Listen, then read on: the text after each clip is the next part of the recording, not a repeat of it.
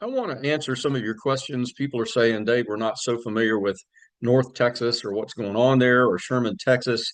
And I wanted to give you some insight in terms of how you probably should look at why this is such a strong, incredible opportunity. And therefore, I hopped on a plane and went down to spend some time in Sherman, looking at the property, walking around in the community, in the neighborhood, meeting people, eating in the restaurants, and so on. And I wanted to share you a little bit of that. And I want to start with a video clip that tries to explain it from a news perspective. And here you go. Let's see if we can get this to play. Or if you're looking to be, you may have noticed that property values have increased significantly over the past few years. News 12's Olivia Thompson gives us a look at both the commercial and residential side of things and tells us how buyers and sellers are affected. For newcomers, the property values in Grayson County are a relief. But for those who've lived here for decades, the property value increase in the last few years has been a tough pill to swallow. The biggest drawback to the increase we've had for current homeowners is that things such as their taxes and insurance are also increasing with those valuations. Broker associate Corey Mills says property values from the DFW up to the Red River have a similar increase in valuation, making it a far trek to escape the hike and a tough hub to leave behind. It's just a very desirable place that out-of-state investors have looked to place money. Lots of people who are moving up here for jobs. Just to kind of explain a little bit to you what is happening up there, I wanted to share this quick presentation. I'll go as quickly as I can. And let's see, to make this one work, I actually have to hit the button. There we go. And we hope that the sound will actually be here as well. Yes, the sound is here. So I'm going to share this. Why would I look at North Texas? Why should you look at North Texas? Why would you look at an apartment building that's right downtown, in downtown? I want you to imagine if you could buy an apartment building right downtown in Charlotte or in Raleigh or in Asheville or in Hendersonville or in Winston-Salem, Greensboro, Charlotte, you name it. Imagine what these towns were 20 years ago. And I moved to Asheville a little over 20 years ago and began to notice over time more and more art, more and more art galleries, more and more eateries with outdoor picnic tables and lights and things for kids and so on. And I'm seeing all of this stuff happen right here. So why would you do that? Well, there's 2,200 employers up there already, and people are moving to North Texas. Did you remember when people, and it's slightly northwest of Dallas? If you're from Winston-Salem, do you remember what happened when folks kept moving to Clemens or folks kept moving to Louisville? I own a house in Louisville as well as one in North Winston, so north and west. And when people continued to move north and west in Charlotte, do you remember that happened in Raleigh? You definitely want to live in north or northwest of all these areas. This is happening here. Yes, there's two employers about to invest 40 billion, which will only exaggerate the problem of more and more people wanting to move to this area. But North Texas is where it's at, and people want to live north where it's safer and it's prettier. And Ken McElroy was at the training that I was at this past week, and he was giving a podcast, and you see my shoes there laying there watching him give the podcast on Saturday morning, explaining that you never build your business model on one employer or two employers. You spread it out, make sure you have lots of diversity, geographic diversity, employer diversity, and here we do, 2,200. But the fact that the wafer plants are building $40 billion of plants there, and Texas Instruments will have their largest manufacturing facilities, 4 of them there, is going to create an incredible community in the next 20 years. I would buy everything I could in Sherman for that reason. And I want to go back and just ask you, in the 1970s and 80s, I moved to early Winston-Salem, and there's a picture of early Winston-Salem, what it looked like about the time I moved here. And some of you might remember that. And then there's a picture on the right that shows what it became and what it looks like today. There's some new buildings there. Back then, in the early 70s, I had the privilege of the late 70s and 1980 and early 80s when it looked like this, working downtown. And I had a buddy that also worked with me in the music store. I was teaching guitar and bass lessons for Sea Park Music Company when the Sea Parks were still alive, and recruited me to teach there. But I felt sorry for the people that lived downtown or near there because the places weren't very nice. They were cheap. Today, you pay a huge premium to live downtown. I dreamed of having a beautiful condo downtown, and people I know paid huge bucks to have a downtown address today. So things have changed, and it's happened in Columbia and in Myrtle Beach. It's happened in Greenville, Spartanburg. It's happened in Charlotte. It's happened in Wake Forest, Brevard, Cary, all over the place. Do you guys remember any of that? In Asheville, in 1970s and 80s, I had visited here, didn't think that much of the downtown, but people that live near downtown, same thing. A little bit scary and cheap and that sort of thing. But I know a buddy from my Rotary Club who was buying everything he could and developing downtown Asheville, and it became what it is today, a very expensive place to live. And the closer you are to downtown, the more expensive it is. You're paying a premium price to live downtown or close to downtown today in Asheville, just like you would in every other city. So I remember what it was and what each of these became, because I own properties in all these areas, rental properties, and they've all gone up in value dramatically. And boy, do I wish I could buy any type of building downtown, and especially an apartment building. So my question to you, do any of you remember formerly downtown Winston-Salem or Charlotte, Wake Forest, or what Cary was? Once upon a time, a little sleepy place where you could buy a HUD house on foreclosure, and it's become the Rodeo Drive, Greenville, South Carolina, Wake Forest. I have owned properties in these places and seen what they've become. My question, would you buy downtown real estate in any of these markets if you could go back 20 years from today? Would you? Let me know in the chat if you'd like. But this is what downtown Sherman looks like today. And a lot of people like it. North Texas is booming. And I wanted to give you some type of growth trends. I know that's scrolling pretty quick. But what this is showing you is North Texas is growing at a rate way faster than most anywhere else in the United States. It's a great place to buy real estate. Population's grown 13% since 2020. And just to give you a graph, what the population growth looks like in the USA national average in the DFW Metroplex versus Sherman, Texas, just in the last 4 or 5 years. Can you see a trend? That trend is just starting. And if it were me, I would buy anything and everything, empty, vacant lots. I would buy dilapidated houses. I'd buy everything I could in North Texas today, especially in Sherman, Texas. It's just north of Frisco. So it's just slightly north and west, just above Chuck Swindoll's church in Frisco and just north of Louisville. And it's all beautiful up there. This is a cool town. I think you're going to like it. So I hopped on a plane. I don't know if you can hear the plane sounds, but I can. And I hopped on a plane Thursday morning, and here you are seeing the sunrise over the mountains and the soft cloud stuff there. And then you see me on the other side driving my rental car just north of Louisville and Frisco into Sherman. And we're going to take a little tour and look around as I did.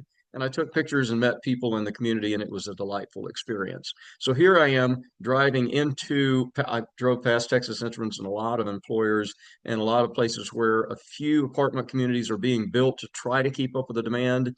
And some houses are trying to be built to keep up with the demand up here, but the demand is high, as you saw that. So here I am driving on the very block it's on by a law firm, there's a bunch of those because you're next to a courthouse.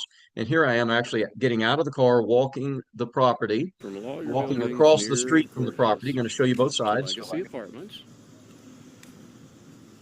There you go.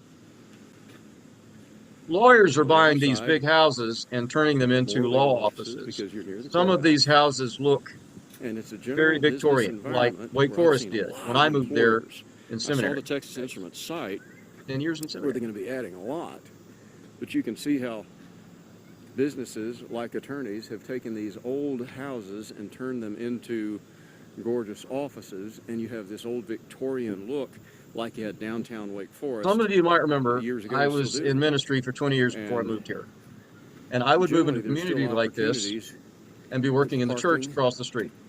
At any rate, my wife might be doing something with school because we had a child. You can see this is the backside. There's the school and the church. There's the church. You can literally walk across the street to it. Not much traffic.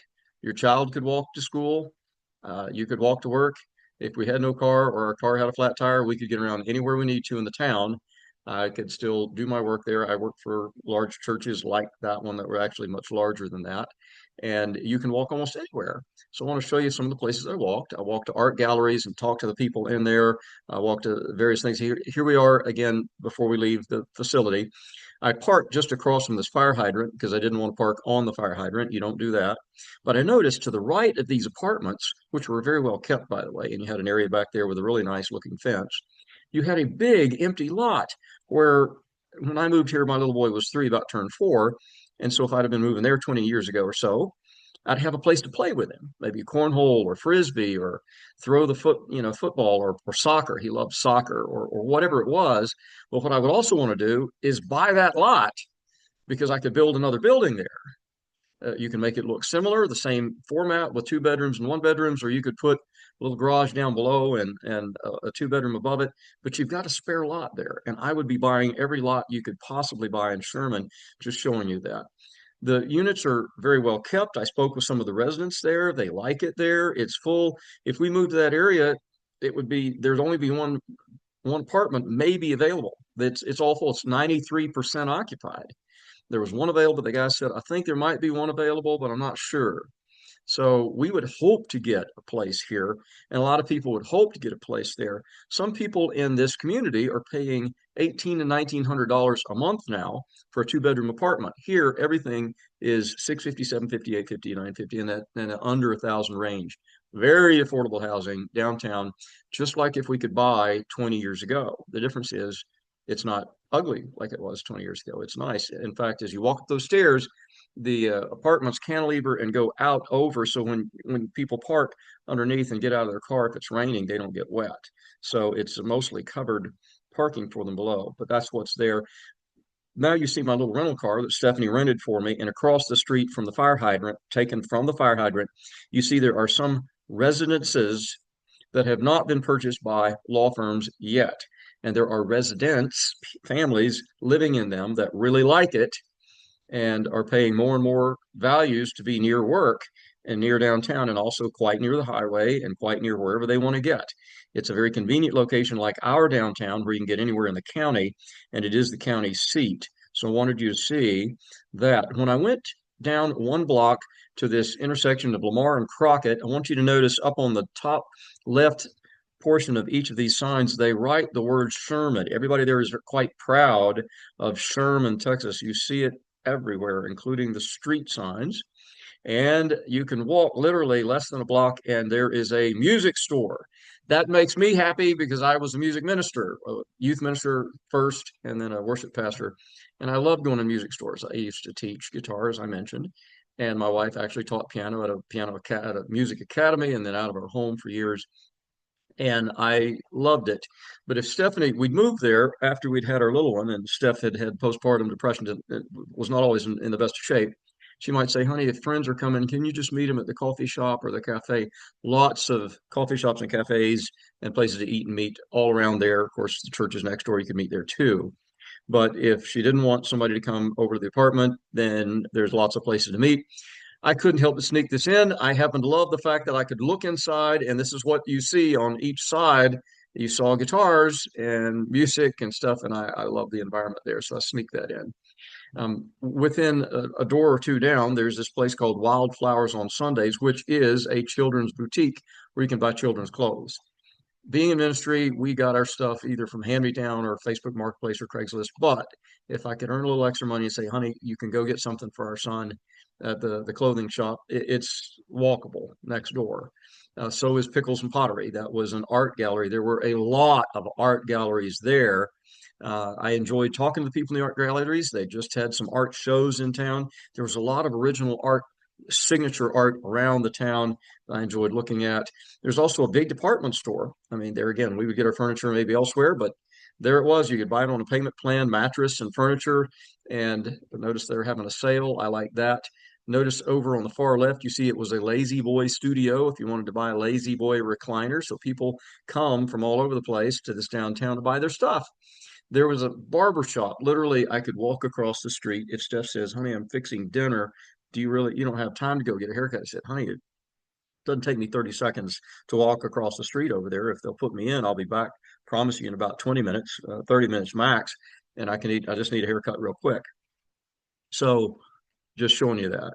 And I liked the fact that they were having sales in some of the shops. There were lots of salons there. If Stephanie wanted to go get her something done at a salon, she could.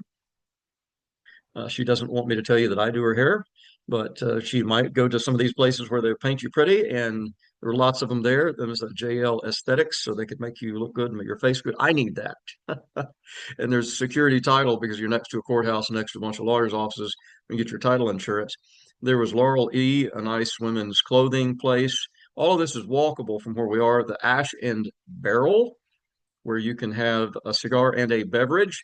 This says is a husband and a dad and a boyfriend daycare. So when you come down to shop, you can drop them off there. It says they must be picked up by closing. So I did not, I was looking for a place to eat, and I noticed there were a lot of places that had, just like what we've seen in Asheville, outdoor picnic tables and these cool lights and so on. And so I remember telling Stephanie, you would love it in North Texas, anywhere from Louisville, North Dallas, Plano, Frisco, Sherman, you'd love it up here. And one of the things we love about it, we're always looking for a place. Notice in the far distance there, you see a place where children can play. There it is. That warms the heart of young people because not so long ago, we were young folks with a little 3-year-old or 1-year-old or, half 6-month-old. And having a place for them to play was very important. They got plenty of that out there while you can get a lemonade. And they had this cute little truck that was smaller than my MG Midget that my son grew up playing in, and it's just there for kids to play in or play on. And my son enjoyed growing up playing in a little MG Midget like he was having a ball. And at the time, it seemed like a spacious car to him because he was so small. So there's lots of those places. Notice there's burgers, wings, beer, salads, wine, sandwiches, sodas, and more. They had really good food. I enjoyed the food there. You can eat, just notice on this particular one, on the outside of it where you catch some breezes and it's covered, and there's a big screen TV so you could watch outside or inside. Notice there's a TV, a modern jukebox, and people eating inside as well. There were plenty of wine bars and cafes because this is a county seat and it's a place people really like. There was Chef Robert's Sage Cafe. Lots of places to eat. If I had a need to get my shoes fixed, because your shoes need to look nice if you're working in a church and up on stage there. And now that I'd be in Texas, I might be wearing boots. So if you needed your shoes or your boots fixed, it's a place local. It's all walkable. I'm talking all of this within a block. Short. If your car doesn't work, you can get around on a bike, electric bike, pretty well. Minimal use to your car.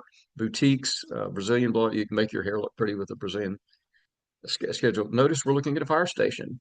And as I walked by the fire station, which was again a block away, I noticed this look of the town. And guess what was in the fire station? In the corner, all these glasses, they showed an old antique version of what it might have looked like 50 years ago. And if I was walking my son or daughter there, I would probably stop in and say, do you mind if they sit up there? I want to take a picture of them. Can they play on it? And I think they'd be okay with that. But there it was. And as you're looking at how pretty they're making the downtown now, values are rising and the city is spending money on infrastructure, giving more green space, trees, things to accommodate the new demand of people coming in. Look at the Here I'm narrating. Fire station. They have the beautiful old restored version of the super old, clean, historic beautiful, new trucks, and then you've got the new ones. fire trucks. Kept Fire clean hydrant and right shiny, next to the property, fire station next to the ready to property. go. You've got this old historic bell here, where the fire department was probably built over 100 years ago. But gosh, has the place been spiffying up? Notice there's another big law firm. The downtown And how continues to nicely look they're prettier and prettier, keeping just like and restoring Winston, this area. Charlotte, We call this gentrification. When Raleigh, you see Asheville, places Hendersonville. start to Gentrification is a process that I dated a girl in college whose dad was John Benton Pipkin, who was one of the 6 that started North Carolina National Bank with Hugh McCall, and he ran the credit administration. He explained to me, we were downtown, that his bank was spending money on all these big old houses that used to be really grand, but they're really dilapidated now. Because he said people generally want to, if they're a business owner or physician, engineer, or whatever, they have to work downtown. A lot of them want to live as close as they can. So we're pumping money into good loans to get these properties renovated and look really pretty.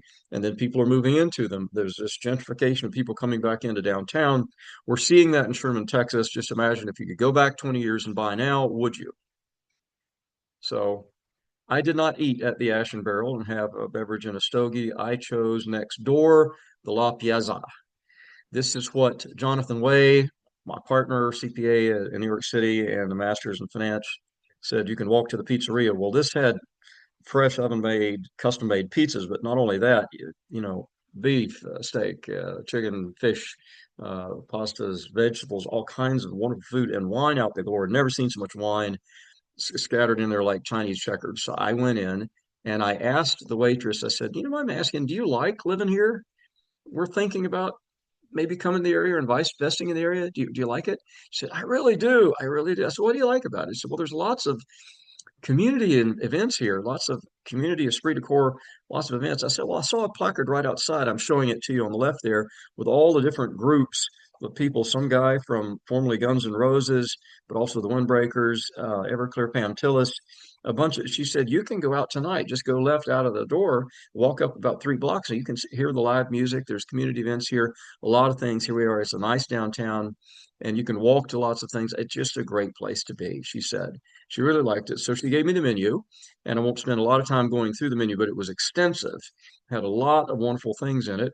And so I noticed to my left, there was the average median age was in their mid 30s, a lovely couple having some wine. And notice the wine looks like Chinese checkers. Those are bottles of wine, proprietary, put that in olive oil and wine bottles all over the restaurant. But the average age is just below 40, where they're forming families and children. They got to have a place to stay. So a lot of times they're going to rent apartments first before they can save up for that house. The houses are 300,000 average and climbing and going up, up, up every day, as the news article said. But across in front of them was some single ladies, very attractive. And to my right was a woman's group, looks like either from Rotary or from the church there, having for Bible study or just fellowship, and another large family, all ages from the children to the dads and the moms and dads and their grandparents, all of them at a big table, and they had a big bar with a big TV that was showing gentle pictures of the tropics. So you felt like you were in the tropics there. Only 2 people at the bar, 2 ladies having a glass of wine. But this was Thursday night. It was fairly well attended. And so I asked her, I said, I really like vegetables and meats. Do you have anything like that? She said, we've got a lot like that. We can put salmon on top of sauteed vegetables. We can put chicken or beef steak on top of sauteed vegetables. We can put ahi tuna. I said, no kidding, ahi tuna on top. That sounds nice. Let's try that. So she brought me the ahi tuna and this gorgeous bread. You can't really tell, but it was large loaves of bread. And I said, olive oil, please. I normally don't eat bread. I'll make an exception for that bread. And it was awesome. Now, I looked to my left and right. I was just kind of looking around, and suddenly something happened on the plate. It was this, and I did not do it. I don't know how that happened, and it wasn't me. And so I tasted. I said, I don't like this. Is not me. I didn't do this. Somebody stole my food. I want something else. This doesn't work for me. What else can you bring? I'm kidding. I'm kidding. I'm kidding. I loved it, obviously, and I want to leave one bite left to show that I'm about to finish it. And then I ate at least one loaf of the bread with the olive oil. It was awesome. But the wine was spread all over the place like that, as well as custom art. I'm talking about signature art that was signed by somebody. So I asked the busboy who was bussing a table next door, said, do you mind me asking, how do you guys have signature art all over this restaurant and all this wine? He says, I said, is it original art and is it from the local area? Because I know they just had an art show and a lot of local artists are here. He said, let me ask the owner. He came out and said, the owner said he'd be glad to talk to you if you want to talk to him. You want him to come out and talk to you? I said, no, he's got a big, I saw the kitchen. It's a big kitchen. He's running a big kitchen. He can put a lot of stuff together and wood-fired pizza and all that. No, but who did the art? He said his grandfather painted the art. His grandfather opened the restaurant. So his grandfather and some other local artists had their art there, and the bathrooms were nice. So these are things that I would have to regularly when I moved to a church, say in Albuquerque, or once I said we're at a High Point or at a Hilton Head or wherever we served, we'd have to say, honey, you're going to love it here. The bathrooms are clean. You got granite in it. You know, you're going to love it. You can walk to all these cool things. And it's affordable right now. It's a great place to be. Everywhere we went, the property values went up and the prices went up dramatically. And that's happening here. So my question is, would you consider living in a place like this? If you could go back in time and live in, Asheville or Hendersonville or Winston or Charlotte or Raleigh, wherever it is you want to live, would you buy or would you invest? Would you want to live here? And my question is, where will all of those people who serve me in the restaurant, that work at the school, that work at the church, that work in the salons, that work in the stores, where will they live when the average price of housing is 300 grand and rapidly on its way up to 4 and 5 and 6, because they're building some gorgeous ones up there? Where will they live? we have the apartment community downtown that's full. So if you have more people coming in, then that puts pressure on the rents and the rents can grow organically. You can do great things for the community. Watch one of my earlier videos for the 101 ways to improve the community without touching rents and drive values up dramatically and revenues up. So we'll be executing a business plan where we don't have to do much since we're buying it at almost half price and planning to refinance it in 3 years. We have to do very little to make a lot of money. This is going to be a tremendous opportunity where you improve your money dramatically very quickly here. Plus, you get the tax benefits of bonus depreciation and cost segregation depreciation, so you get to write off 100% of what you put into it the first year. So you get a K1 loss, which helps you on your taxes. It's like investing phantom money and then making very well on it, helping the community. So while you're beating inflation handsomely, could you learn to care about apartment dwellers? Because whether it's a Class A property, which this has the potential, in my opinion, to become, you could snazz it up so that the lawyers who are working next door want to live there, or the people that run the businesses want to live there. You could combine some of them and turn them into 2 and 3 bedroom places. But right now, whether you make it an A or it's currently a C plus in a B plus neighborhood or even almost an A neighborhood, that's the formula you look for, is opportunities where you can buy C's and turn them into B's and profit that way. That's what we're doing here. If you can care about these apartment dwellers, whether they're choosing to rent and paying a lot of money for it, or whether it's affordable, there's tons of money to be made as our nation is becoming a renter nation. This was me just about 20 years ago, and I was still in ministry. I actually served in some churches here in Asheville, and I had a little one, and that was my wife. And so I had to find an affordable place. When I moved to Asheville, I rented an apartment for a while. I was proud of it, a 2 bedroom apartment. So my little boy could have his own room. And he liked it. We could have done with a 1 bedroom. But I grew up in apartments. Remember, I was born to 2 college students in Bible college at Bob Jones in Greenville that had decided they were going to deeply committed to ministry, serve the Lord all their lives. And they did. Dad's 86. We lost mom 6 years ago. But there they were, get married. And then a couple of years later, my older brother came along and I came along. That's me, my grandma holding me and mom smiling up there. And we lived in apartments. I remember that. What it was like. If we got a little house to rent, it was a fixer-upper. We were always fixing something, digging up the plumbing or fixing the old coal stove or something. Until, you know, the story, watch an earlier video, finally a church said, hey, we loved what you did up here. We sold the parsonage you lived in. We wanted you to have the profit check. He could buy his first house. And then he sold it later for 4 times what he paid for it after he lived in it, moved to another church, rented it out. And I saw how real estate values went up, including that little lakefront property bought for 16 grand that today is worth $1 million. So I've seen how it can help ministry occur. And today I work to support people like them, ministries and missionaries around the world. And I hope you do too. You probably do if you're watching this. But there was me. Would I enjoy living in this apartment? I would, absolutely would. I'd love walking all these places. It'd be so convenient. And I would have my friends over. They could either come to the apartment or I could meet them at a cafe nearby. And I could get anywhere I wanted. It'd be just like living downtown Asheville. And I have some properties, as you know, downtown Asheville that are 4 minutes from the hospital or 4 minutes from downtown and that side thing. Several of them, anything from 2 bedroom condos overlooking the city to 5 bedroom, 3, 4 bath houses.